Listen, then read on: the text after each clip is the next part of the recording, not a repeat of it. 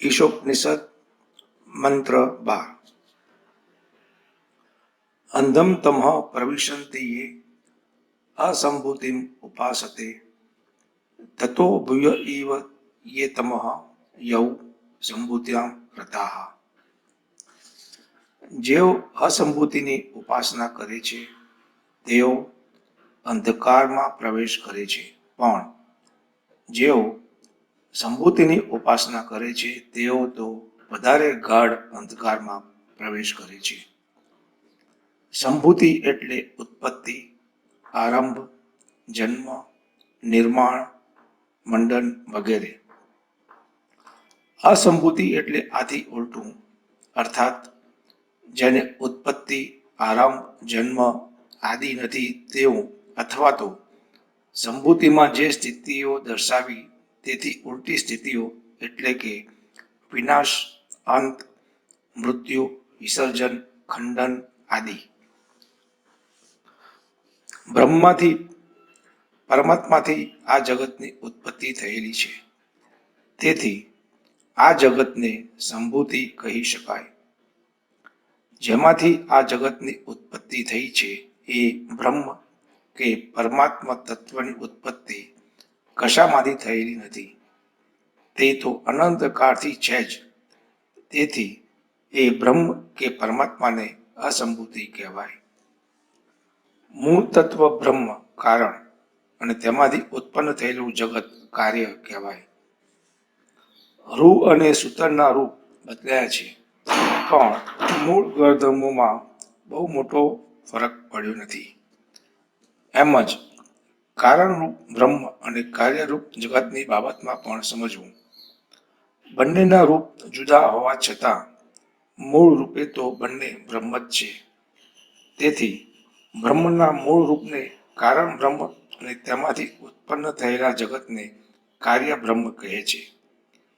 તેથી સંભૂતિ એટલે કાર્ય બ્રહ્મ કે જગત અને અસંભૂતિ એટલે કારણ બ્રહ્મ કે મૂળ બ્રહ્મરૂપ અથવા પરમાત્મા. ઋષિ કહે છે, જેઓ અસંભૂતિની એટલે કે કારણ બ્રહ્મની ઉપાસના કરે છે તેઓ અજ્ઞાનના ઘોર અંધકારમાં પ્રવેશ કરે છે, અને જેઓ સંભૂતિ કાર્ય બ્રહ્મની ઉપાસના કરે છે તેઓ તો તેના કરતાં વધુ ગાઢ એવો મહાઘોર અંધકારમાં પ્રવેશ કરે છે. ઉપાસનાનો અર્થ ખૂબ વ્યાપક છે. ઉપાસના એટલે ઉપ વત્તા આસન, નજીક બેસવું. જે વાત આપણા મનમાં ઘર કરીને બેસી ગઈ અને પછી આપણે સતત તેનું ચિંતન અને સેવન કરતા રહીએ તો તે પણ ઉપાસના જ કહેવાય.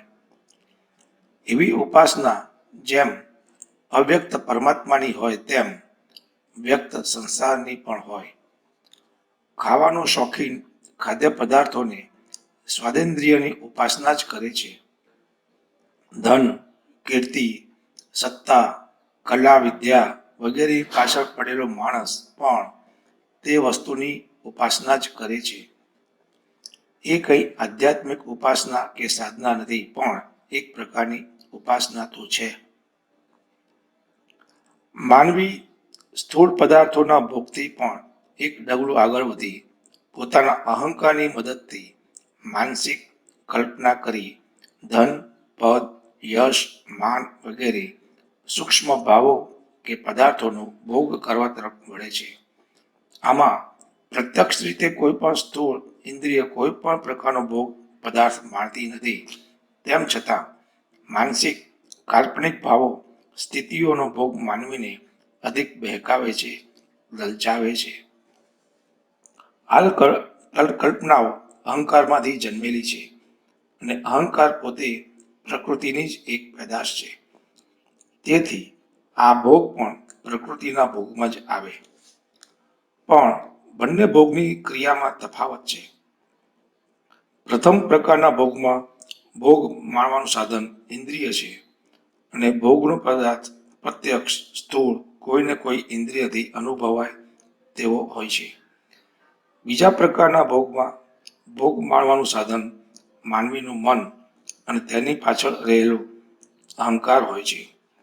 તથા ભોગનો પદાર્થ સૂક્ષ્મ, માનસિક, ઇન્દ્રિય ગમ્ય ન હોય તેવો અને વાસ્તવિક દુનિયામાં જેનું અસ્તિત્વ ન હોય તેવો હોય છે. બીજા શબ્દોમાં કહીએ તો માનવી સ્થૂળ ઇન્દ્રિયોનો ઉપાસક હોય છે અથવા સૂક્ષ્મ અહંકારનો ઉપાસક હોય છે. ઇન્દ્રિયોની ઉપાસના કરતા અહંકારની ઉપાસના વધારે બળવાન અને તેથી તેના કર્તાને ખૂબ જ મજબૂતીથી પકડી દૂર દૂર ઊંડા અંધકાર તરફ ખેંચી જાય તેવી હોય છે. ઇન્દ્રિયોના ભોગોની ઉપાસનાને અસંભૂતિ અને અહંકારના ભોગોની ઉપાસનાને સંભૂતિ તરીકે ઓળખાવી શકાય. માનવીની ભોગ શક્તિની મર્યાદા છે. કોઈ ખાવા બેસે તો એક એવી હદ આવશે જ્યાં તેણે અટકવું જ પડશે. શરાબ પીશે તો એક બિંદુ આગળ તેની પીવાની શક્તિ ખતમ થઈ જતા તેણે અટકવું જ પડશે. એ જ રીતે દરેક ઇન્દ્રિયને ભોગ શક્તિની સીમા હોય છે, પરંતુ અહંકારની ભોગ શક્તિની આવી કોઈ સીમા નથી હોતી. ધનની ઈચ્છા જાગી, તેની કોઈ સીમા ખરી? કેટલું ધન મળે તો માણસની તે ઈચ્છા પૂરી થશે, તેનું કોઈ માપ નથી. આ ઈચ્છા અસીમ છે. તેમજ કેટલી સત્તા, કીર્તિ, માન માણસને મળે તો તે ઈચ્છા પૂરી થશે? ના, આની કોઈ જ સીમા નથી. ગમે તેટલું મળે તો પણ તે ઈચ્છા કદી શાંત થવાની નહીં. તેથી તેના કર્તાને તે પોતાની આગથી નિત્ય સળગતો રાખશે. અહંકારના ભોગની ઈચ્છાવાળો માનવી અંદરથી સતત ઉકળતા ચરુ જેવો અશાંત જ રહેવાનો. પરિણામે બંને ભોગ હોવા છતાં બંને દ્વારા મળતી અશાંતિ, ઉદ્વેગ વચ્ચે ભારે મોટું અંતર રહેવાનું અને તેથી જ એ બંને પ્રકારના ભોગના પરિણામ રૂપે મળે તે અંધકાર પણ સરખો નહીં હોવાનો. ઇન્દ્રિયોના ભોગથી મળતો અહંકાર જેટલો અને જેવો હશે તેના કરતા અનેક ગણો વધુ અને ગાઢ ઊંડો અહંકારજન્ય ભોગોને પરિણામે મળશે. ઇન્દ્રિયોના ભોગમાં રાચનારો અંધકારમાં પ્રવેશ કરશે તો અહંકારજન્ય ઈચ્છાઓના ભોગમાં રાચનારો તો એ કરતાંય વધુ ઊંડા, વધુ ગાઢ અંધકારમાં પ્રવેશશે. ઈશોપનિષદ મંત્ર 13. અન્યદ એવાઉ સંભવાત અન્યદ આહુ અસંભવાત ઇતિ સુશ્રુમ ધીરાણામ યે ન તદ વિચક્ષિરે. આત્મતત્વ સંભૂતિથી જુદું છે અને અસંભૂતિથી પણ જુદું છે. જેમણે અમને તેનું દર્શન કરાવ્યું તે ધીર પુરુષો પાસેથી અમે એવું સાંભળ્યું છે. ઈશોપનિષદ મંત્ર 14. સંભૂતિમ ચ વિનાશમ ચ યહ તદ્વેદ ઉભયમ સહ વિનાશેન મૃત્યુમ તીર્થવા સંભૂત્યામ અમૃતમ સુતે. સંભૂતિ અને અસંભૂતિ એ બંને સાથે જે તે આત્મતત્વને જાણે છે તે આત્મતત્વને આધારે અસંભૂતિ વડે મૃત્યુ તરી સંભૂતિ વડે અમૃતને પામે છે. સ્પષ્ટતાથી સમજવા માટે અસંભૂતિ અને સંભૂતિના થોડા સંકેતાર્થો પર નજર કરીએ. અસંભૂતિ કાર્ય બ્રહ્મ, સંભૂતિ કાર્ય બ્રહ્મ. અસંભૂતિ કેવળ ઈશ્વર, સંભૂતિ ઈશ્વર અને હું. આત્મતત્વ, સંભૂતિ વિશ્વ. આત્મા જીવાત્મા, સંભૂતિ સંસાર. અસંભૂતિ વિદ્યા, સંભૂતિ અવિદ્યા. અસંભૂતિ અવ્યક્ત, સંભૂતિ વ્યક્ત. અસંભૂતિ સૂક્ષ્મ, સંભૂતિ સ્થૂળ. અસંભૂતિ આંતરિક, સંભૂતિ બાહ્ય. અસંભૂતિ વિનાશ નિરોધ, સંભૂતિ વિકાસ. અસંભૂતિ અંતર્ભક્તિ, સંભૂતિ બહિર્ભક્તિ. કારણ બ્રહ્મ પરમાત્માના સ્વીકાર સાથે કાર્ય બ્રહ્મ જગતને પણ એટલી જ ઉલટથી અપનાવી લે. વ્યક્તની સાથે અવ્યક્ત અને અવ્યક્તની સાથે વ્યક્તનો પણ પ્રેમથી યોગ સ્વીકાર સૂક્ષ્મ અને સ્થૂળ બેમાંથી કશું નકામું નથી એમ સમજી લઈને કોઈનો ત્યાગ ન કરતા ઉભયનો સ્વીકાર કર. વ્યક્તિ જેટલો જ સંગ અને સંગ જેટલી જ વ્યક્તિ સ્વીકાર યોગ્ય છે. જોડી માહેના એકને કાપી નાખી ખંડિત મૂર્તિની પૂજા કરવા તરફ ન વળ. સ્વીકાર ને નકાર, હકારાત્મક કે નકારાત્મકતા ઉભયની તારા જીવનમાં જરૂર છે. તારી પાસે કાપનારી કાતર અને જોડનારી સોય બંને હોવી જરૂરી છે. સોનાની ખાતર હોય તો પણ એક પાઈની સોયની ગેરહાજરીમાં સિરાઈનું નિર્માણનું કાર્ય નહીં થઈ શકે. આ રહસ્ય દિલમાં ઓળે સુધી ઉતારી દે. તોડનારો હથોડો ને જોડનારા ચૂના કે સિમેન્ટ બંનેની મદદથી સહસ્થિતિથી મનોહર ભવનનું નિર્માણ થાય છે. તારા ઈષ્ટદેવને અંતરમાં નિત્ય જોયા કર, પૂજ્યા કર, સેવ્યા કર, પણ એ તારો દેવ તારી સામે બહાર પણ જગત રૂપે ઊભો છે. એની સામે પણ જો. એ ભૂખ્યો હોય તો તેને ખાવા, તરસ્યો હોય તો એને પાણી પા, દુઃખી હોય તો દિલાસો દે, બીમાર હોય તો સારવાર કર. તારી ઈષ્ટદેવ ભક્તિને બે ધારામાં વહેવા દે. અંતર્ભક્તિ ને બહિર્ભક્તિ એ એકમેકની વિરોધી નથી, એકમેકની પોષક છે. રામ, કૃષ્ણ, શિવ, દુર્ગા તો તારા ઈષ્ટદેવ છે જ, પણ હળે હળે થતું કૂતરું, ડફડા ખાતું ગધેડું, કર્કશ અવાજ કરી તમને ભજવતો કાગડો, વગર વગર ફરતો ગોપાળ ગાડો, તારે ઘેર કામ કરવા આવતી કામવાળી કમુડી, તારો ઓફિસ બોય મારુતિ, આ બધા જ તારા રામ, કૃષ્ણ, શિવ, દુર્ગાના સહસ્ત્ર રૂપ પૈકાના રૂપ જ છે. એમ સમજી એમની પણ થઈ શકે તેટલી સેવા ભક્તિ કર. આમ કરવાથી તારી અંતર્ભક્તિ રૂપી સુંદર ફૂલને બહિર્ભક્તિ રૂપી રસદાર ફળ બેસશે.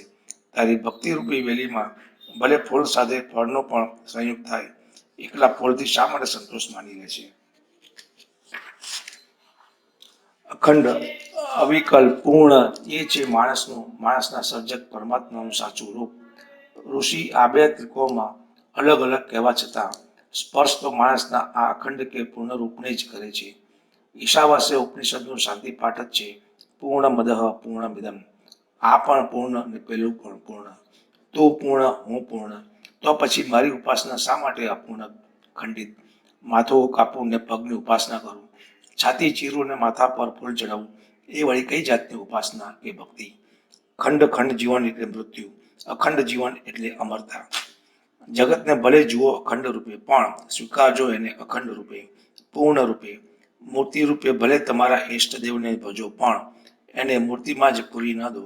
મૂર્તિનું શિર પૂજનીય છે તો ચરણ પણ પૂજનીય છે. માથાનો મુકુટ પવિત્ર છે તો ચરણની પાદુકા પણ મંગળકારી છે. પછી મૂર્તિ બહાર ભગવાનને નીકળવા દો, ફેલાવા દો, વહેવા દો. ફેલાતો પ્રસરતો એ ભગવાન વિશ્વરૂપ સુધી પહોંચે ત્યાં સુધી ભક્તિ ચાલુ રાખવાની છે. મૂર્તિમાં ભગવાન ખરા, પણ મૂર્તિની બહાર નહીં. એ ભક્તિ ખરી, પણ અધૂરી, દુબળી માંદલી. ભક્તિને પણ એકદમ તંદુરસ્ત વિકસવા દો. આટલું થયા પછી રામનો ભક્ત કહી શકશે કે કૃષ્ણ મારા ઉપાસ્ય દેવ નથી, રામ શિવને કે શિવ રામને વંદન કરે છે, એવી વાત જાણી રામનો કે શિવનો ભક્ત ઉશ્કેરાઈ જશે ખરો? પૂછશે તો એ રામને કે કૃષ્ણને જ, પણ કૃષ્ણ કે રામને તે પોતાના ઈષ્ટદેવથી જુદા નહીં ગણે. ઈશાવાસ્ય ઉપનિષદના 18 મંત્રોમાં શ્રીમદ ભાગવતના 18,000 શ્લોકોનો સાર ટૂંકમાં આપી દીધો છે. સ્વામી વિવેકાનંદને અમેરિકામાં કોઈએ મજાકમાં કહેલું કે સ્વામીજી, ઈશ્વર ક્યાંય નથી, God is nowhere, God is now here. સ્વામીજીએ જરા કરામત કરી, નોવેરના સ્પેલિંગને છૂટો પાડ્યો ને બે શબ્દો કર્યા, નાઉ હિયર, અને કહ્યું કે ગોડ ઇઝ નાઉ હિયર. ઈશાવાસ્યના ઋષિએ એ જ વાત કરી છે, God is now here, Ishavasya ઇદમ સર્વમ. જગતમાં એક વખતે જેને જ્ઞાનની દિશા લાદી, જીવનને જગત વિશે કંઈક જાણવું એવી ઈચ્છા જાગી, તેના જેવો સદભાગી જીવ બીજો કોઈ નથી. કેટલાય જન્મોના પુણ્ય ભેગા થાય ત્યારે માનવીના મનમાં આવી ઈચ્છાનો જન્મ થાય. તેથી જ્ઞાન મેળવવા માટે જરાક પણ તરફડાટ જેના જીવનમાં અનુભવવા માંડ્યો તેને સમજવું કે તેના પુણ્યનો ઉદય થયો અને તેને સાચી દિશા દેખાઈ ગઈ. પરમાત્માની પરમ કૃપા વગર આવો તરફડાટ અનુભવવાનું સદભાગ્ય ક્યાંથી મળે?